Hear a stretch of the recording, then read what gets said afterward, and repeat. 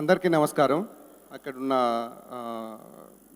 మీడియాకి, cinema industry పెద్దలకి, ప్రేక్షకులకి అందరికీ.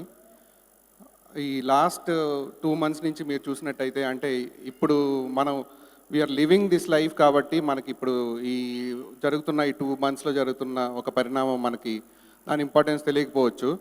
Maybe 10 years down the lane ఎవరైనా ఫిల్మ్ హిస్టరీ రికార్డ్ చేస్తుంటే the golden period of Telugu cinema అని ఈ లాస్ట్ 2 months కాకుండా లాస్ట్ 2 yearsని డెఫినెట్గా డిస్క్రైబ్ చేస్తారు.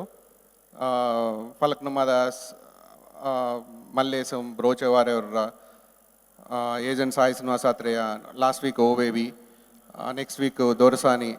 సో తెలుగు సినిమా డెఫినెట్లీ అంటే కంటెంట్ ఓరియంటెడ్ సినిమాల్ని డెఫినెట్లీ ఆదరిస్తున్నారు ప్రేక్షకులు. ఇది చాలా పెద్ద ఒక మైల్ స్టోన్ అని చెప్పొచ్చు తెలుగు సినిమాకి.